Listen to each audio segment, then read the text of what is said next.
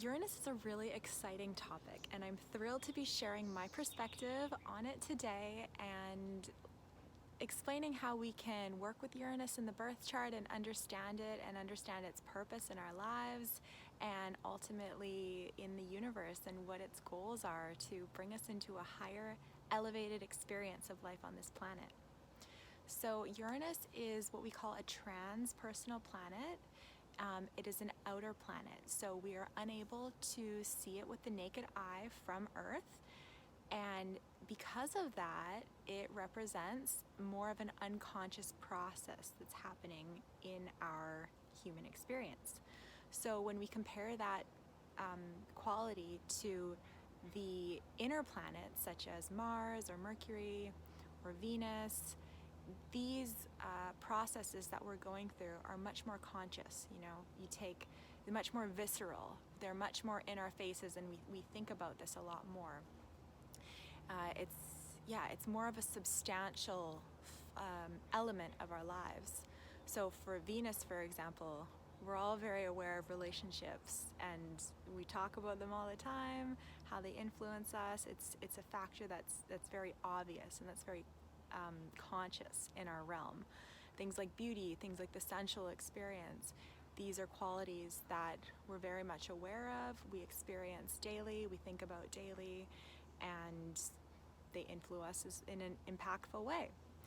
But when we're talking about the process of Uranus, it's much more of an unconscious process that's going on behind the scenes.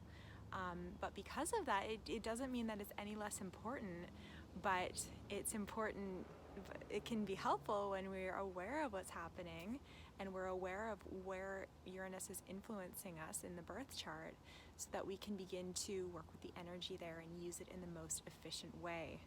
Because Uranus can be a very disruptive energy, it can be a very chaotic energy, it can be a very rebellious energy. The purpose of Uranus is to elevate our consciousness. It is to evolve us into a new stage, into a higher experience of humanity on this planet. This is its highest aspiration. So it's always in contrast with Saturn. So the Saturnian realm is the solid material realm that we move through every day. It has rules, it has laws, it has physics. And as much as we like to think and like to dwell on the fact that we are spiritual beings here, having a temporary physical experience, of course that is true. Of course there is limitless potential for the soul. But in this reality, when we're still at more of a lower stage of our human development, the Saturnian realm, the material realm of time and age and structures and physical laws, are still very much influencing us, still very much prevalent in our world. And we are developing as human beings, and maybe, as we move into the future, over time, over generations, the Saturnian influence will be less impactful. But for now, the goal of Uranus is to challenge the status quo of how things have always been done in the past. So people with a strong Uranian influence will be natural rebels. They'll want to be doing things in a different way, in a futuristic way, in an innovative way. They'll have great ideas. They'll have just different and unusual ways of doing things, whether that is how they work, how they dress, how they do their makeup, how they relate to one another, how they learn, different behavior patterns. There's a different unusual quality about Uranus that is progressive when used with the most appropriate manner. So every planetary energy, there's a spectrum of positive and negative influences that it can have. So when we're talking positive Uranian influence, this is going to be an energy that, wants to create a new exciting world, wants humanity to grow and benefit and evolve, wants to challenge the status quo and things that aren't working anymore, structures that are in place because they've always been in place, and now there's a better way of doing things. They're going to recognize that, and they're going to get the downloads and the insights to push forward and to change that. because the Uranian influence is all about expressing a unique, individual, authentic truth. From a negative standpoint, though, Uranian influence can cause someone to rebel just for the sake of rebelling. There may be no intelligence, there may be no divine inspiration happening that's causing them to rebel, but they're just going to want to change and shake things up and question things. Even maybe it wouldn't have been time for that certain topic to change, but they're going to act as that agent of change, whether it's for positive or negative, and they're going to want to rebel, and they're going to want to, it could cause disturbances, it could cause disruptions. And speaking of disruptions, I just recorded a 25-minute video talking about Uranus, and the voice didn't record. So the audio was not on, so that's a very Uranian influence as well. Things not going according to plan. People with a heavy Uranian influence as well, they don't follow routines. There's an inconsistency there. So good, bad, ugly, Uranus is here to stay. So wherever Uranus is in your chart, that's going to represent where you want to apply more of a liberal, progressive, forward-thinking, innovative flavor to that area. If it's in your second house, you're going to want to use your creative, unique potential to manage your money, manage your finances in a more progressive way. Or maybe you'll be interested with material possessions that are more unique and you want to display those in a different way. Or maybe the type of makeup that you wear, the types of clothes and costumes that you wear are going to be Uranian in nature. You're going to want to express your beauty in a Uranian way, in a different way. Or if you have Uranus, say, in your 10th house, maybe you will be challenging the status quo in your career, in your workplace. You will challenge maybe the structures that are in place. And these types of people would probably not do so well in a corporate environment unless that corporate environment had a Uranian theme to it, such as science, such as technology, such as invention, innovation, space travel. These types of topics would be well suited. Even astrology. Astrology is Uranian because even though it is an ancient knowledge, it is not mainstream and it is not widely accepted by the mainstream.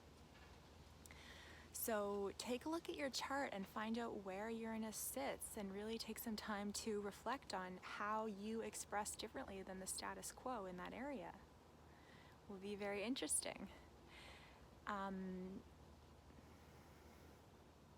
So Uranus is what they call the higher octave of Mercury. So when we look at the past, before Uranus was discovered, Mercury was how we learned, how we absorbed information, and the process in which we developed and grew from a mental standpoint. So we would read books, we would do experiments, we would learn things, we would memorize things, we would understand things maybe through a teacher or through a course or just through life experience, and we would gather that information, understand it, make sense of it, and then use that knowledge, use that mental understanding to then create new and develop new ways of doing things. Now, since Uranus is discovered and we now have access to the Uranian vibes, that means that humanity is now ready to start learning in a new and innovative way. So instead of having to do things the old-fashioned way, those who are connected to Uranus can receive instant downloads and inspiration and innovative progressive ideas from the cosmos. They're connected to that higher energy. Not saying that Mercury is not useful. It's still very useful if you want to understand things, if you want to learn things, if you want to analyze information. But when we're talking about creatively having ideas and innovation, it's much more of a quick download, Uranus represents electricity, it represents lightning. And there's been so many instances in human history when famous authors or business owners or actors, musicians, any type of artist, they didn't take the time to really develop the new ideas, it came to them in a flash, and then they took action to create that. So this is what we have access to now. And so for those who have hard aspects between Uranus and Mercury, these are the types of people that throughout their life, they're going to be going through the challenge of moving from more of a Mercury way of doing things into developing their ability to receive instant downloads, cosmic downloads, access their intuition, access the information that can come to them through the channels in the invisible realms, right? So the ultimate goal of Uranus is to liberate us from old, outdated structures and patterns and ways of doing things that are no longer serving the collective. If we didn't have Uranus, we would be stuck with just working with Saturn. And Saturn is, it has its purpose, but too much Saturn, too much stagnation, and it creates just a stuckness. Saturn is a very heavy, dense energy. And it also represents, Saturn rules Capricorn, and Capricorn is hierarchical structures, structures like that are top down. Whereas Uranus is more so connected to Aquarius, which is more about the collective, which is more about innovation and finding new technological ways of advancing society. It's not so interested in structures, right? Aquarius is the opposite of Leo. So while Leo says it's all about me, I'm the king, look at me, I want to creatively express, Aquarius, which is most connected to Uranus, says, how can I merge my ego with the collective, and then we can create something bigger from that. So Uranus is not so much about how can I do it, right? It's not about glory for the self, it's about glory for the group. And so it's more interested in moving humanity and society forward in new and exciting progressive ways. So if you have Uranus connected to your sun, your moon, your rising sign, your ascendant lord, or on any of the angles, you will be more likely a strong Uranian person, and you might have that rebellious nature. You might have more of an innovative, liberal mindset that wants to do things differently, or that can see that the certain patterns that are happening in life, the certain structures and ways of doing things are no longer working. Now, that being said, even though you may have the highest consciousness and you may want to express Uranus in the most purest way, but we can still run into problems with that, because Uranus ultimately wants to go against what is already established, and that's going to create some problems with the rest of the world, because they will likely, and almost not even likely, they will experience rejection in that area of life. And in evolutionary astrology, hard aspects to Uranus indicate trauma from past lives, trauma from this life, because it really involves going against the grain and expressing your own unusual thoughts, ideas, innovative ways and expressions that are not widely accepted yet.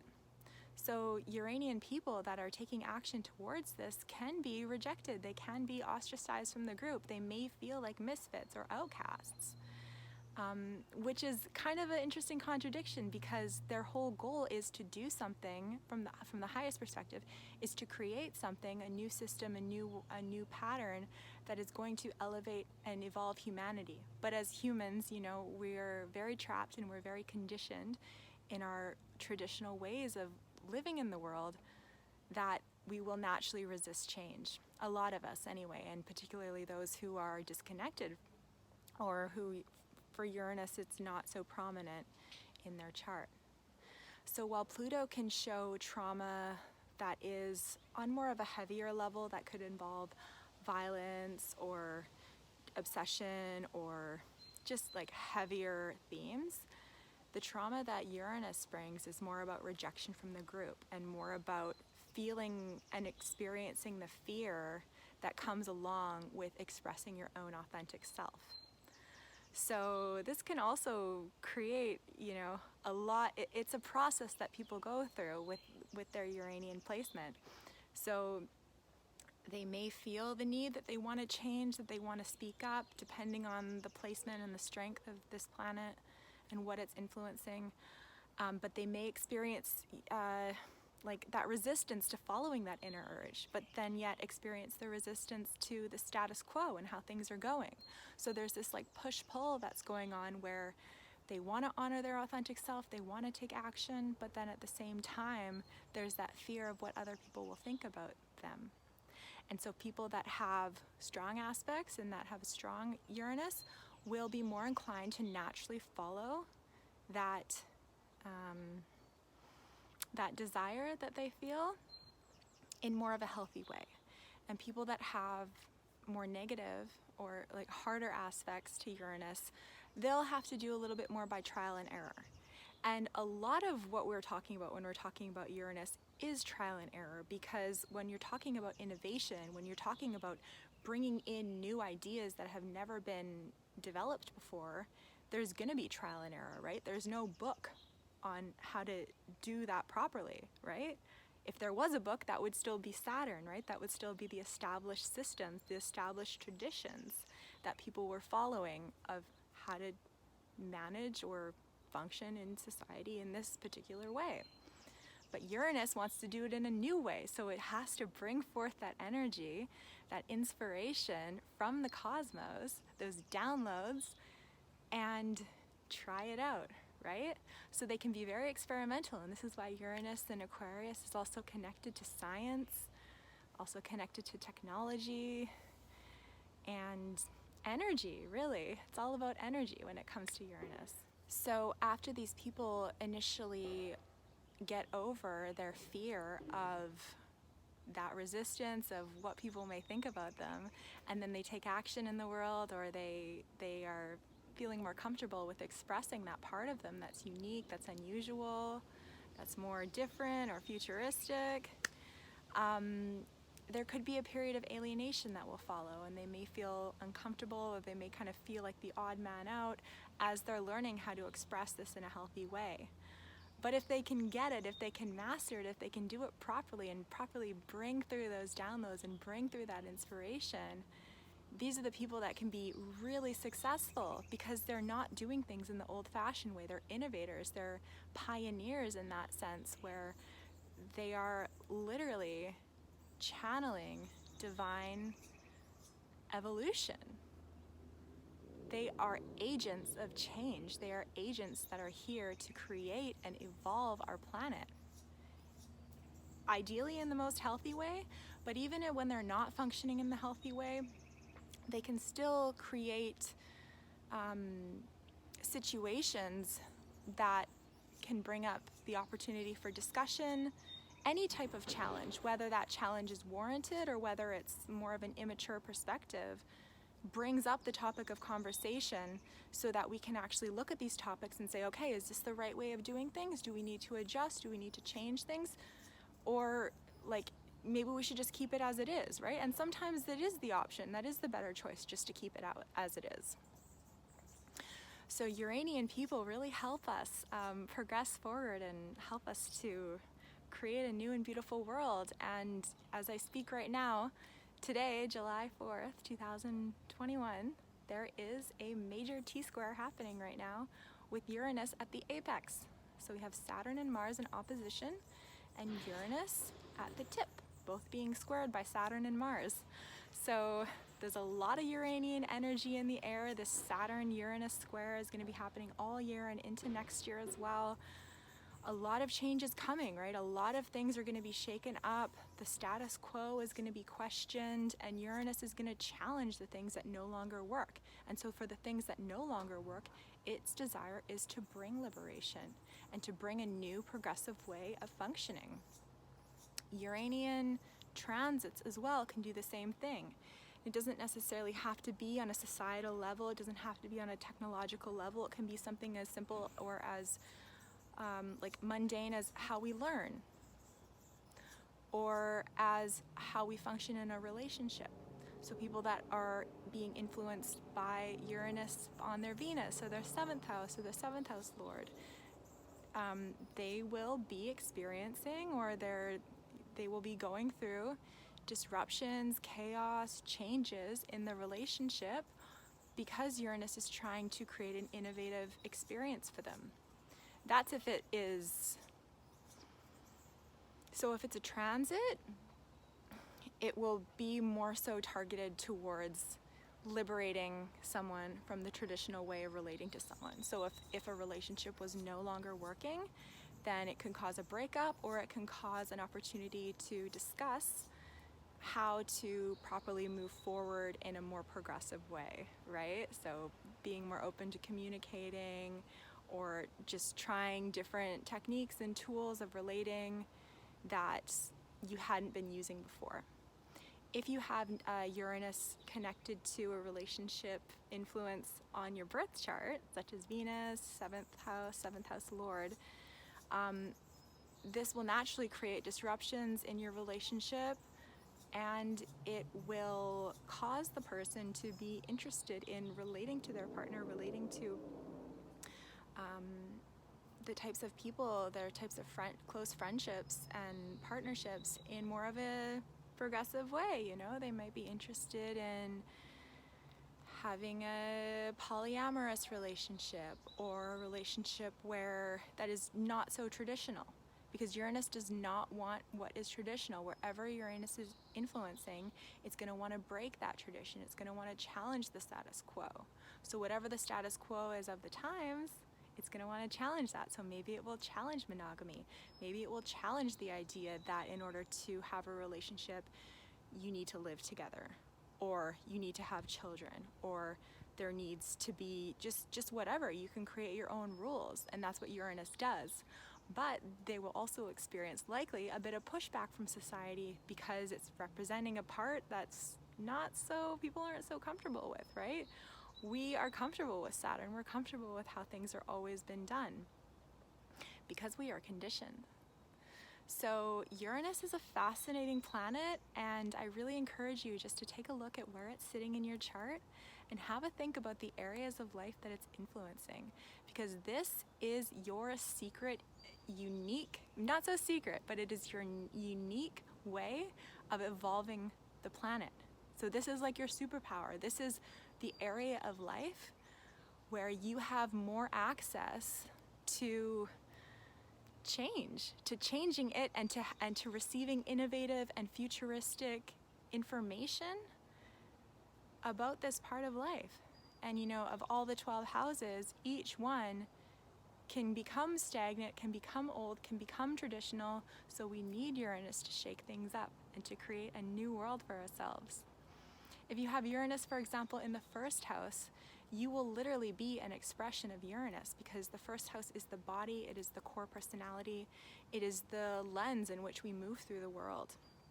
So if your body is containing the energy of Uranus, your external world will also be containing the reflection of that, because the external world is ultimately a reflection of our own bodies, of our own energy system. And it is being shown to us as a way to help us evolve and work through our issues. So you may naturally be interested in things like social change, or innovation, or technology, science, anything that has to do with the future. And on more of a personality level, there may be like an inconsistency to how you take action, to how you move through the world, because Uranus goes up and down, up and down. And for example, when it influences your moon, which is very much about the rhythms and the routines of life, these are types of people that their rhythms and their routines are just kind of like all over the place. And it can be more of a challenge to manage, because also the moon represents your physical body, just as it's also an indication, just like the first house. So there can be an overlap in that. So those are the main points that I wanted to drive home about Uranus. Let me know what you think in the comments section. Thank you for watching. Have a great day.